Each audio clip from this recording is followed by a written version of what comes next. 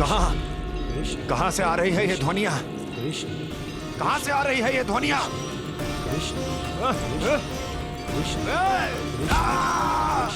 स्वामी महाराज,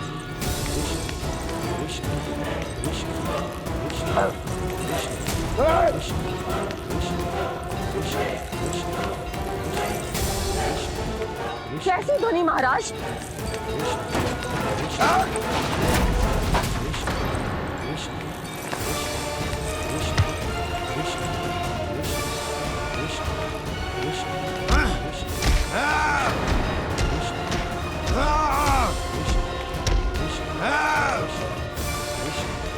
स्वामी, बंद करो, बंद करो ये ध्वनियाँ। कौन सी ध्वनि है स्वामी? ये ध्वनियाँ बंद करो, बंद करो। क्या सुनाई दे रहा है आप? ये शब्द तुम्हें कानों में गूंज रहा है। भारत समझिए। रुक जाइए।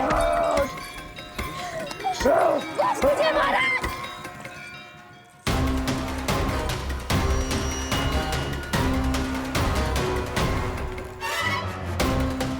आप भूल रहे हैं कि आप मथुरा नरेश है, कंस है आप। और किसी भी व्यक्ति, वस्तु या घटना से महाराज कंस इतने व्यथित नहीं हो सकते कि वो सुदबुक खो बैठे। स्वयं को संभालिए महाराज। बंद हो गई, बंद हो गई, बंद हो गया वो स्वर, बंद हो गई वो ध्वनियाँ। काफी। यूं मत सोचना कि मैं तुम्हें सुन नहीं रहा था। तुम सत्य कह रही हो। मैं कंस हूं। किसी भी व्यक्ति, वस्तु या घटना से व्यथित नहीं हो सकता। दुर्जन, जी महाराज, इस सिंहासन को पुनः स्थापित करो। यदि कोई भी योग्य इसे स्वयं सिद्ध करने नहीं आता तो मुझे पता है मुझे क्या करना है, कैसे उस दुष्ट बालक का संहार करना है। मैं भली भांति जानता हूं। ये दायित्व आपको ही निभाना होगा ऋषिवर। इससे 2 लाभ होंगे। एक तो मेरे बाबा कंस के कारण होने वाली चिंता से मुक्त हो जाएंगे और आवश्यकता पड़ने पर मेरी पहचान को मैया से सुरक्षित रखने में सहायता भी करेंगे।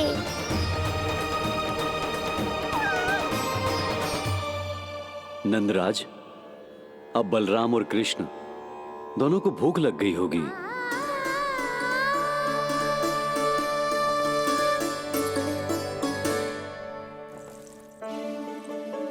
प्रणाम गुरुदेव। प्रणाम गुरुदेव।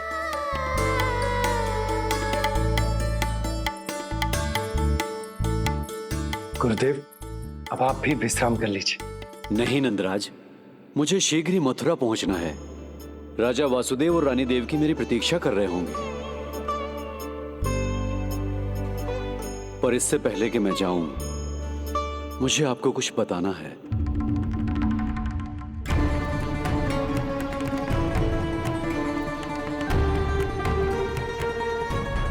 गुरुदेव, आपके ललाट पर बल पड़ गए। सब कुछ ठीक तो है ना? कहीं आप मुझे कंस के बारे में तो ना बताना चाहते? गुरुदेव, मैं जानता हूं कि कंस नवजात शिशुओं की हत्या करवा रहा है।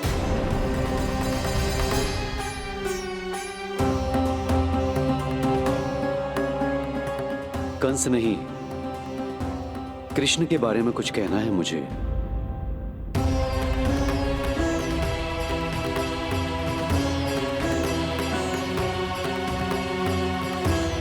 बताइए गुरुवर। मैं एक ऐसा सत्य बताने जा रहा हूं नंदराज, जो है तो वरदान, पर उसे स्वीकारना आपके लिए बहुत कठिन होगा। गुरुदेव, आप जो कह रहे हैं वो मैं समझ ना पा रहा हूं। बताइए ना।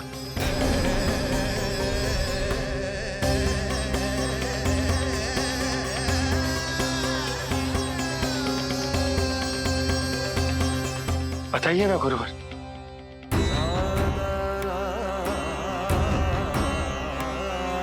सत्य यह है नंदराज,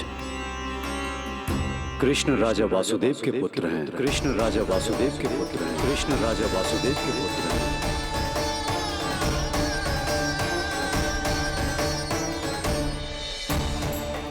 और वो कोई साधारण बालक नहीं है, स्वयं श्री हरि विष्णु के अवतार हैं। और वो कोई साधारण बालक नहीं है, स्वयं श्री हरि विष्णु के अवतार हैं।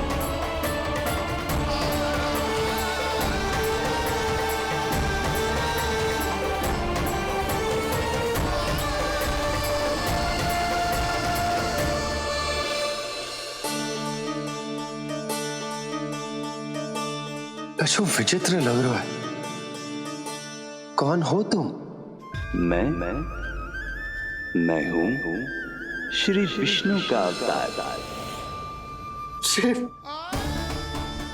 ये कैसे संभव है गुरुदेव?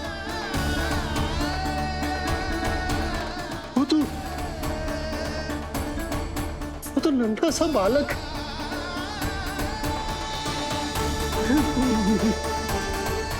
वो श्री नारायण का अवतार कैसे हो सकता है? और गुरुदेव, आप ये सोच भी कैसे सकते हैं कि वो मेरा लल्ला वसुदेव भैया का पुत्र है? यही सत्य है नंदराज। पिछले जन्म में मिले वरदान का फल है ये।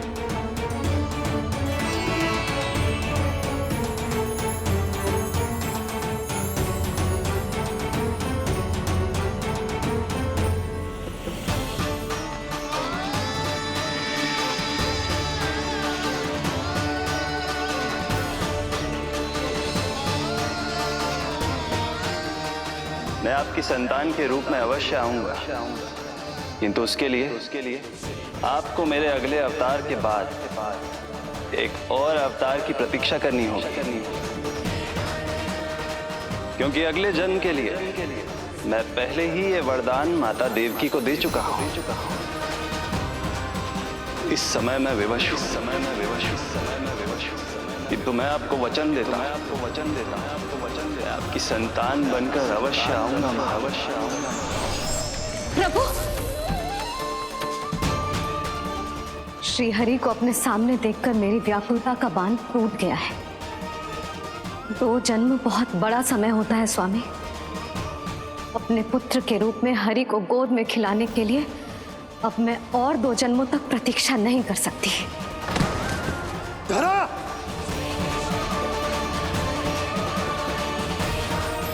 माता देवकी को मैं पहले ही वचन दे चुका हूं, इसलिए विधि के विधान के अनुसार मुझे उन्हीं का पुत्र बनकर जन्म लेना होगा।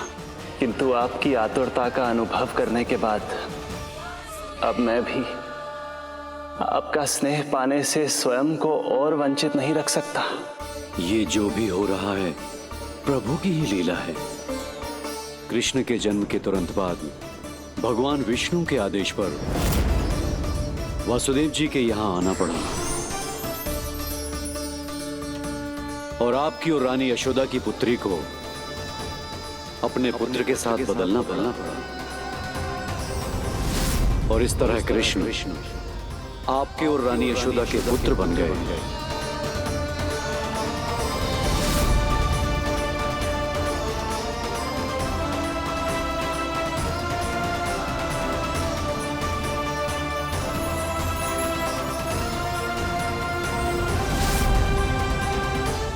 आपने सही कही थी गुरुदेव, कि सुनने में तो वरदान ही लगता, पर इसे स्वीकार करना होता ही कठिन। जब यशोदा को इस बात का पता चलेगा तो उसे कैसा लगेगा? अपने नाम का अर्थ अच्छे से सुनो है ना तूने? उसका हर एक अक्षर भगवान श्री नारायण से संबंधित है, जैसे उन्हीं का स्वरूप है तू।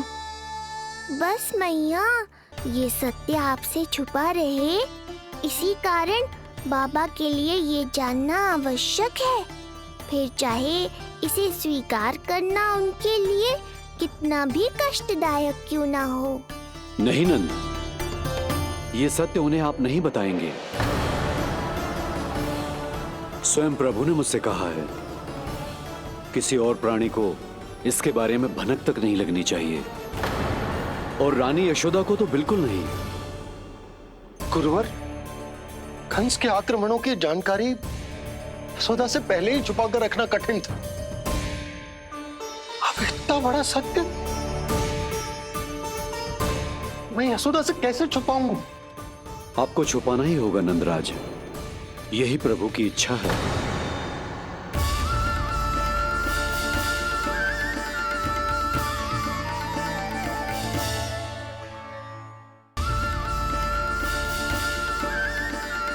और क्यों गुरुवर? ताकि नारायण अपनी मैया की ममता का अनुभव कर पाए। यही तो उनके अवतार का मुख्य उद्देश्य है। मुख्य उद्देश्य? हाँ नंदराज, नर नारायण के अवतार में अपनी तपस्या करते समय प्रभु ने जो अनुभव किया था, उसके कारण ममता के सुख का अनुभव करने के लिए प्रभु व्याकुल हो उठे थे। ऐसा क्या हुआ था, मुझे भी बताइए। हो सकता है ये बात इस सत्य को स्वीकार करने में मेरी सहायता करे। बहुत समय पहले की बात है। अनेक देवी देवता परम प्रभु विष्णु के पास बैकुंठ गए थे। वहां प्रभु की आंखों में आंसू देखकर वो सभी स्तब्ध रह गए।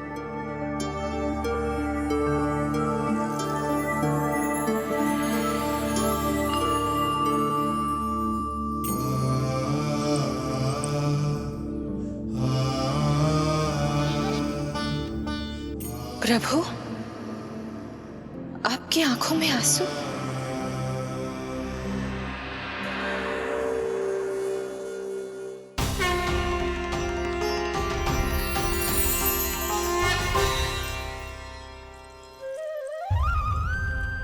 चिंता मत कीजिए, आप सब तो जानते हैं हिरण्यकश्यप को मारने के लिए मैंने नरसिंह अर्थात आधे मानव और आधे सिंह के रूप में अवतार लिया था। उस राक्षस का वध करने के बाद नर और सिंह दोनों भागों ने अलग अलग होकर नर और नारायण के रूप में पुनः जन्म लिया। वर्तमान में वो दोनों बद्रिकाश्रम में तपस्या कर रहे हैं।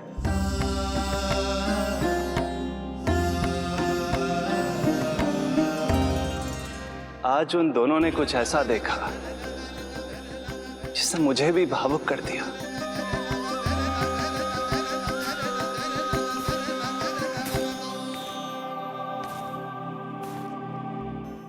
सखा, ये युवक कौन है? निकट के एक गांव के धनी व्यापारी का पुत्र है ये। प्रत्येक संध्या वन के उस पार ये अपनी प्रेयसी से मिलने जाता है और फिर रात्रि भर उस नर्तकी के साथ सहवास करने के बाद सुबह अपने निवास को लौट आता है। यदि यही इसका नित्य क्रम है तो फिर आज ये इतने तनाव में क्यों है?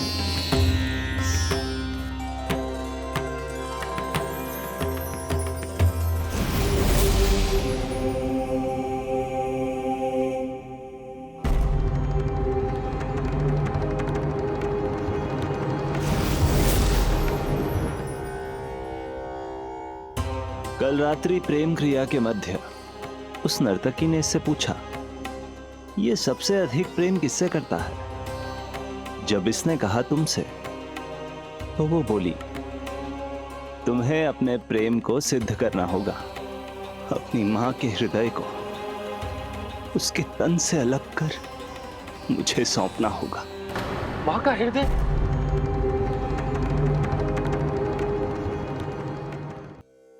फिर क्या हुआ प्रभु?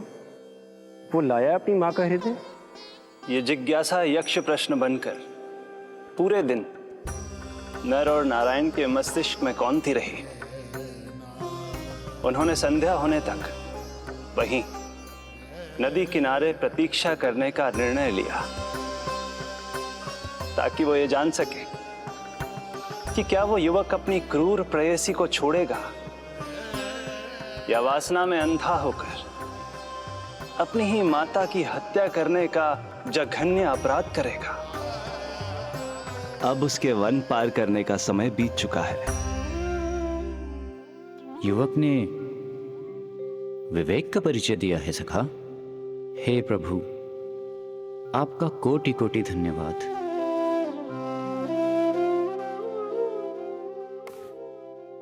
सखा,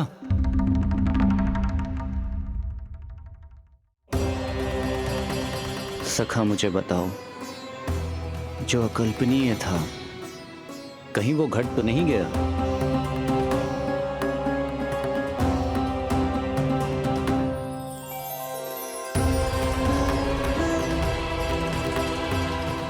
जब इस युवक की मां को इसकी प्रेयसी की क्रूर मांग के बारे में पता चला, तो जो उसने किया वो इस समस्त संसार में केवल एक मां ही कर सकती है। बस इतनी सी बात?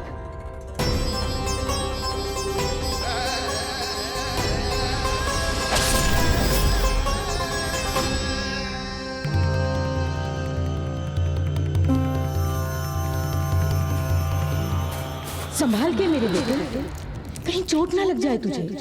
संभाल के मेरे बेटे, कहीं चोट ना लग जाए तुझे। संभाल के मेरे बेटे, कहीं चोट ना लग जाए तुझे। ये तो उसकी मां की पुकार है। मां, मैंने क्या कर दिया मां?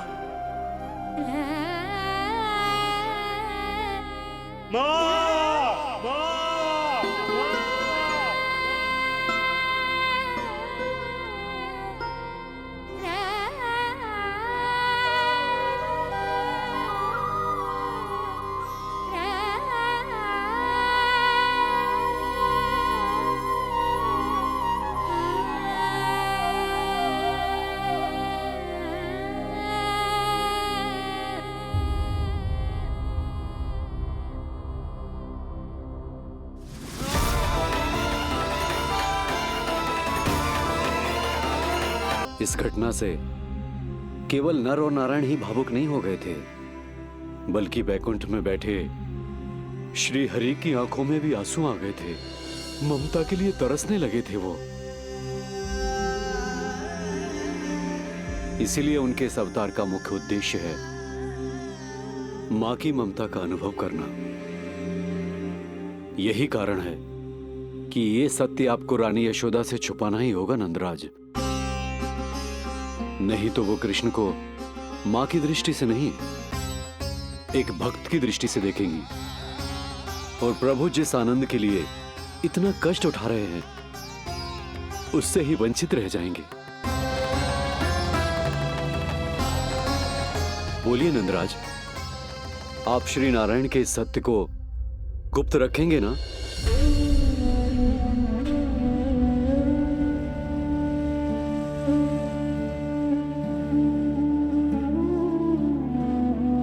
प्रभु ने मुझे कैसी दुविधा में डाल दिया है गुरु।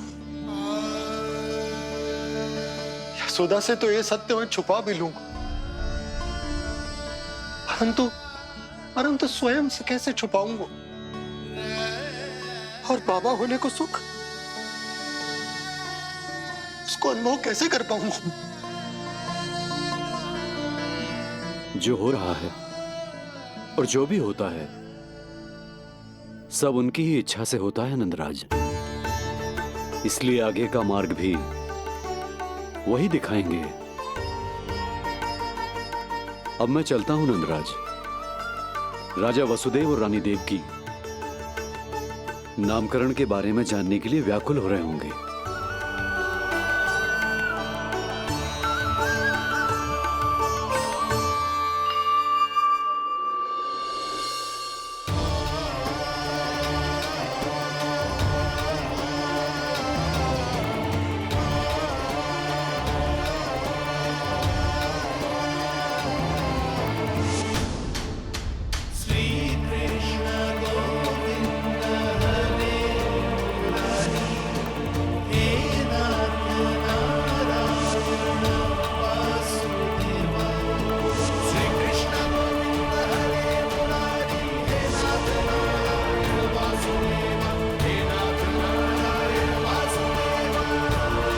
सत्य ये है नंदराज, कृष्ण राजा वासुदेव के पुत्र हैं।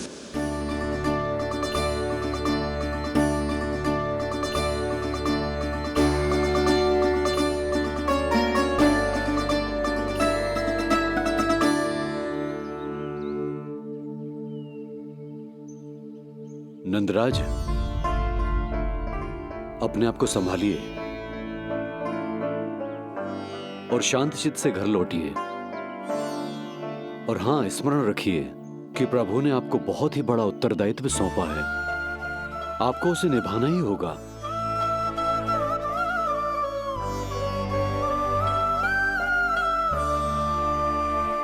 प्रभु आपको शक्ति दे।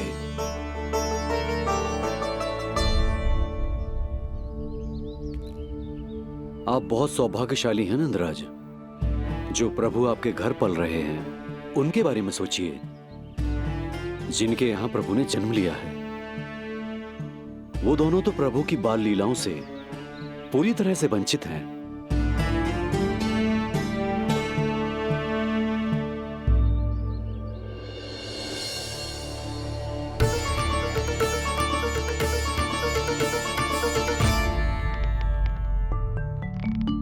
कहाँ रह गए तेरे बाबा लल्ला?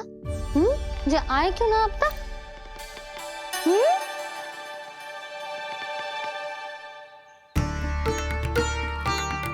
मेरा लल्ला मेरा ना है,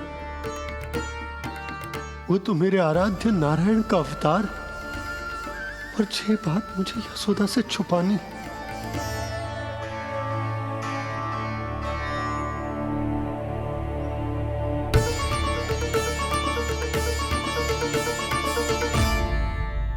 बाबा वहीं खड़े मत रहो, अब आ भी जाओ ना।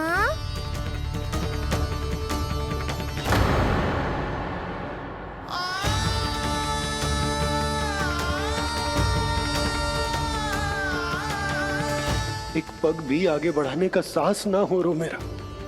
हे प्रभु, आप ही बताओ, अपने आराध्य को, अपने इष्ट देव को अपने लल्ला के रूप में कैसे देख पाऊंगा मैं जानता हूँ बाबा, ये बहुत कठिन है, पर भीतर तो आओ।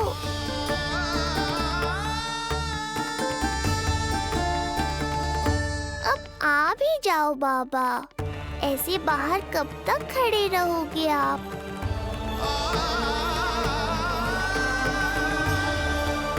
बस बाबा, बस आ जाओ भीतर, आ जाओ, आओ ना, आओ ना।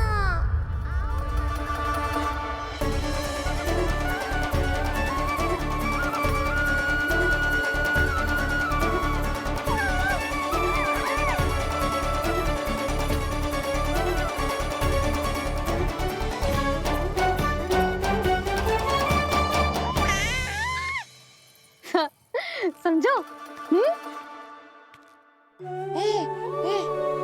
जब तू इधर उधर भाग रहा होगा तो तुझे बुलाने के लिए मैं तुझे ऐसे पुकारूंगी, कृष्ण। और जब तू शैतानी करेगो ना लल्ला, मैया को तंग करेगो, तो मैं तुझे क्रोध में ऐसे बुलाऊंगी, कृष्ण। हाँ। इसे सत्य पतो ना है, इसीलिए कितनी अच्छी तरह से मैया होने का कर्तव्य निभा रही है। पर मैं अब बाबा होने का कर्तव्य कैसे निभा पाऊंगा?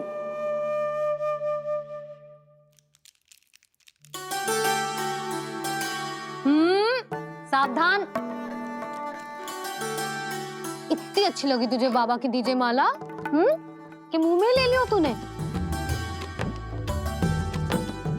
मुंह में लेने की वस्तु ना है लल्ला। जैसे यशोदा आपको एक मैया की तरह सीख दे रही है, मैं आपको बाबा की तरह शिक्षा कैसे दे पाऊंगा प्रभु?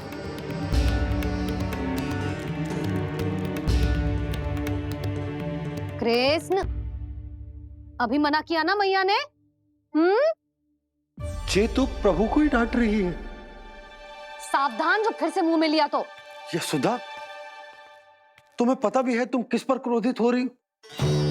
हाँ, अपने लल्ला पर। और किस पर? मेरे कहने का अर्थ ये है कि तुम्हें सच में पता भी है जे कौन है? स्वयं प्रभु ने मुझसे कहा है किसी और प्राणी को इसके बारे में भनक तक नहीं लगनी चाहिए, और रानी यशोदा को तो बिल्कुल नहीं, और रानी यशोदा को तो बिल्कुल नहीं, और रानी यशोदा को तो बिल्कुल नहीं। यही कहना चाहते हो ना आप कि मैं गोकुल के राजकुमार को डांट रही हूँ? अरे पर मैया और बाबा का स्थान तो हर पद से ऊंचा होता है ना जी। माँ और बाबा को तो अधिकार होता है ना प्रेम करने का भी और भूल पर डांटने का भी। बस यही बात आपको समझनी है बाबा, फिर सब पहले जैसा हो जाएगा। मैं समझ तो हूँ जे, पर ये विचार के जे केवल हमारा पुत्र ना है, ये स्वयं नारायण का अवतार भी है, इसे अपने मन से निकाल ना पा रहा हूं मैं। ओहो, आपको समझाना तो मैया को संभालने से भी अधिक कठिन है बाबा। लल्ला, अरे लल्ला। जशोदा जी, आपने हमें नामकरण के लिए ना बुलायो। कोई बात ना है, लेकिन ये तो बताओ कि लल्ला का नाम क्या रखो है? हाँ भाभी, बताओ ना। हाँ जी, अब और प्रतीक्षा ना हो रही हमसे। इसका नाम रखो है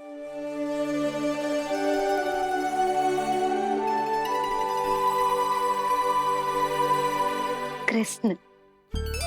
कृष्ण? बहुत प्यारा नाम है, लेकिन थोड़ा कठिन है। मैं तो इसे किशन बुलाऊंगी। सही कहो, मैं भी इसे प्रेम से किशन ही कहूंगी। क्यों किशन? मेरे लिए तो जे किसना है।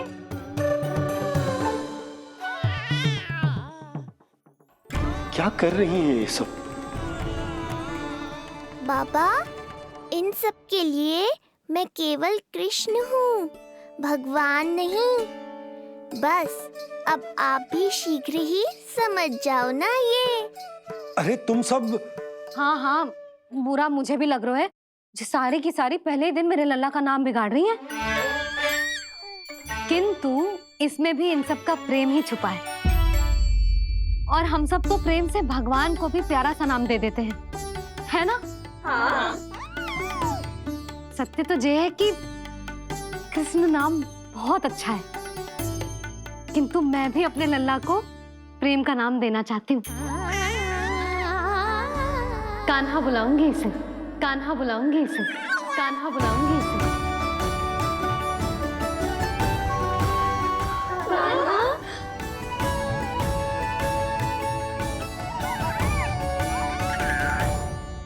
कान्हा, अनोखी ध्वनि, सहज सा मीठा, मैं भी इसे कान्हा ही पुकारूंगी।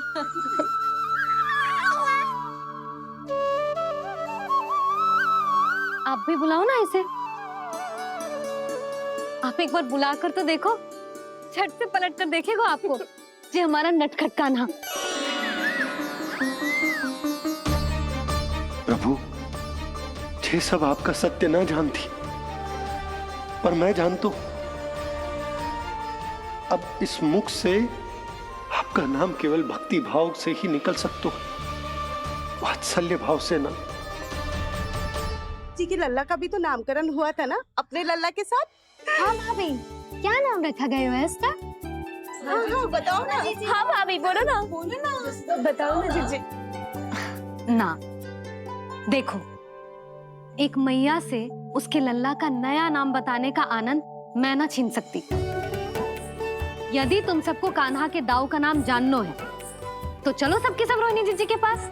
हाँ, सही कहो। मैं अभी आई। हाँ,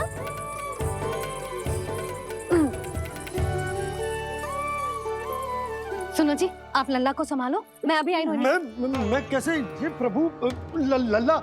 जी क्या मैं कर रहे हो? क्या हो गया आपको? मैं शीघ्र ही आ जाऊंगी। यशोदा, मुझसे दूर कब तक रहोगे बाबा?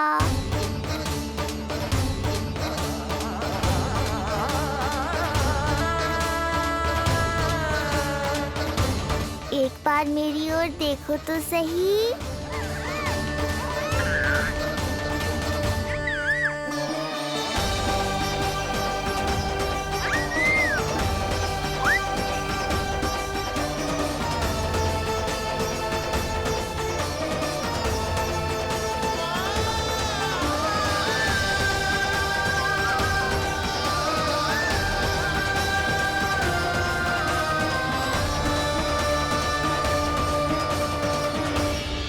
प्रभु, मुझे दुविधा में डालकर आप मुस्कुरा रहे हो। ये कैसी परीक्षा है?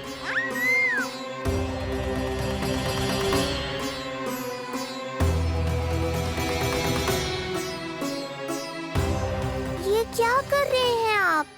पिता का स्थान पुत्र के चरणों में नहीं होता, पुत्र के सिर के ऊपर होता है उनका हाथ, उनका वरदहस्त। प्रभु, आप चाहते हो कि मैं आपका सत्य यशोदा को न बताऊं। यशोदा चाहती है कि मैं आपको लल्ला की तरह अपने गोद में उठाकर आपसे बातें करूं। मेरी आंखें चाहती हैं कि मैं आपको अपने इष्ट देव, अपने आराध्य के स्वरूप में देखूं। और मेरा हृदय चाहता है कि मैं आपको अपने पुत्र के स्वरूप में देखूं। अब आप ही बताओ प्रभु, अब मैं इस परिस्थिति में क्या करूं? मुझे कुछ समझ में ना आ रहा। आप ही का आश्रय है प्रभु। आप ही को सहायता करनी होगी। आप ही बताइए कि किस प्रकार एक भक्त अपने भगवान को अपने लल्ला के स्वरूप में देखे, उसे अपने हाथों में उठाए, उसे खिलाए, उसके साथ बातें करे, कैसे वो उसका लालन पालन करे अपने पुत्र के स्वरूप में।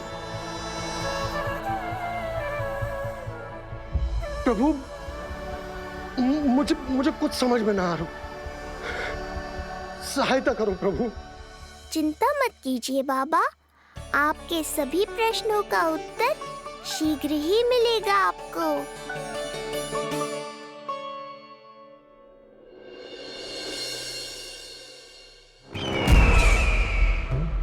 ऋषि गर्ग पधारे हैं महाराज।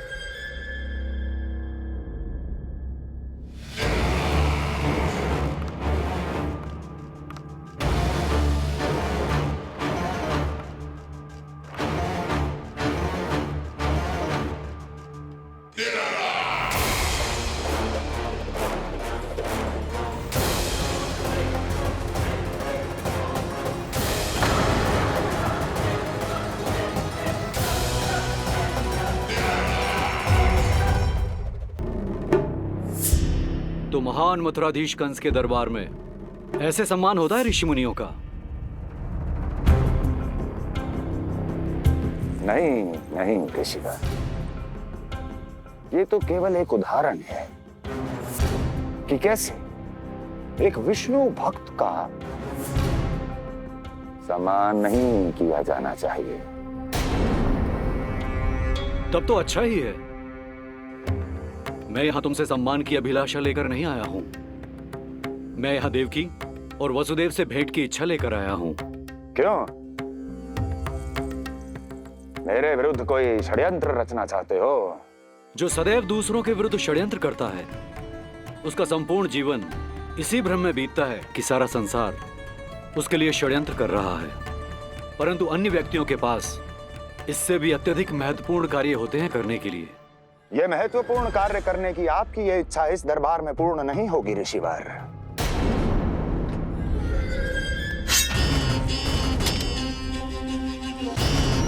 मैं आपको उन दोनों से भेंट करने की आज्ञा नहीं दूंगा। कैसे रोकोगे मुझे? कैसे?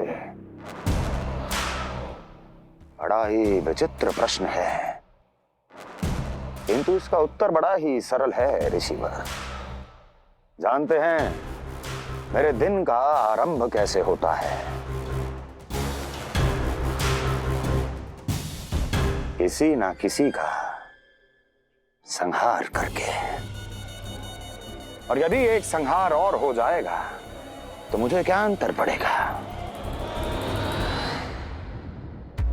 स्वयं से एक प्रश्न पूछो कंस, स्वयं से एक प्रश्न पूछो कंस। मेरा संहार करने के लिए, मेरा संहार जिस संकल्प शक्ति की आवश्यकता है, संकल्प शक्ति की आवश्यकता वो है तुम में, वो है तुम में। कर पाओगे मेरा संहार? जिस संकल्प शक्ति की आवश्यकता है, जिस संकल्प शक्ति की आवश्यकता वो है तुम में, वो है। कर पाओगे मेरा संहार?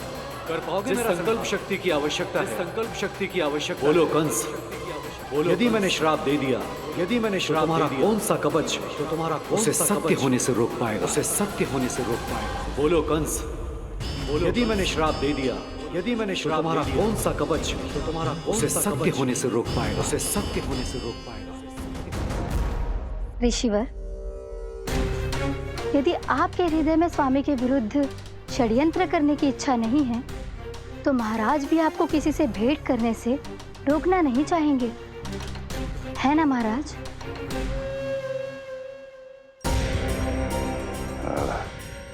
हाँ, आप उन दोनों से भेंट कर सकते हैं।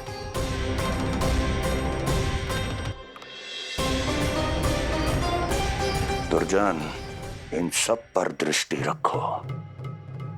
अब सब कुछ सुनकर आना, सब कुछ,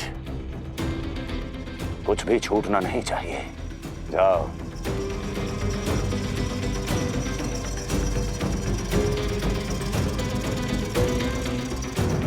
लगता है प्राप्ति राजकार्य सीख रही है मुझसे।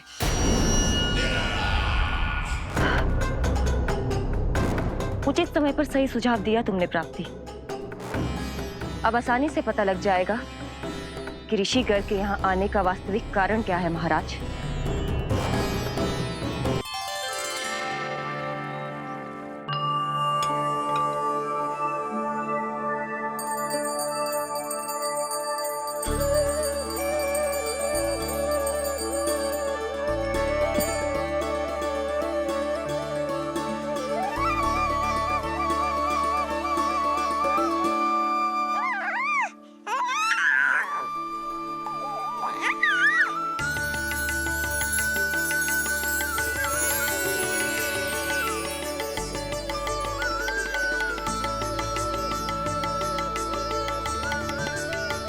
स्वयं नारायण मेरे घर में है तो ये फूल उनके चरणों में क्यों चढ़ा रहा हूं?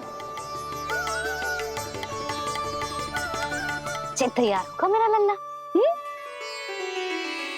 किंतु बुरी दृष्टि वाला टीका लगाना तो भूल ही गई तेरी मैया। अभी आ।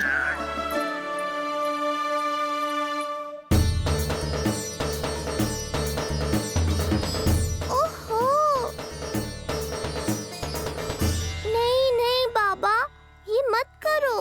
मैया आ रही है, उन्हें पता चल जाएगा।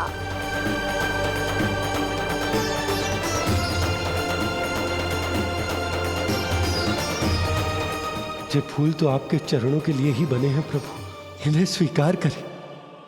बाबा, ये सत्य मैंने आपको अपना साथ देने के लिए बताया था, अपने आप को फंसाने के लिए थोड़ी ना।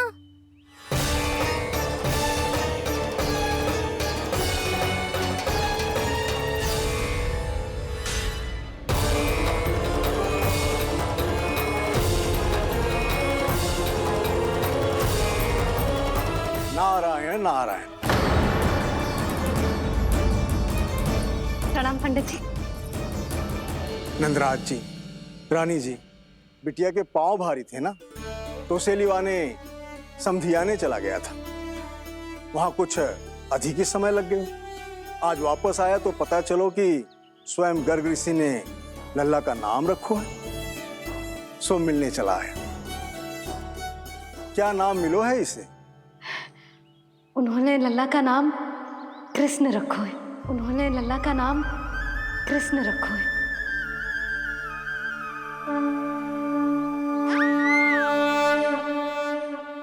कृष्ण। आहा, उत्तम, अति उत्तम। बहुत मधुर नाम है। ऐसा लग तो है जैसे आप स्वयं श्री नारायण का नाम ले रहे हैं।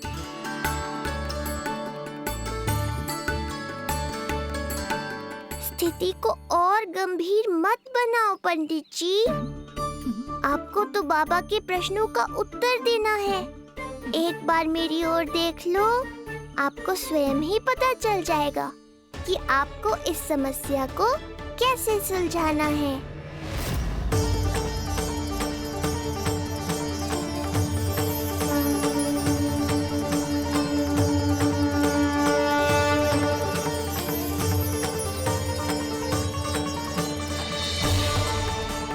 पंडित जी मेरे लल्ला को टकटकी बांध के देखे क्यों जा रहे हैं?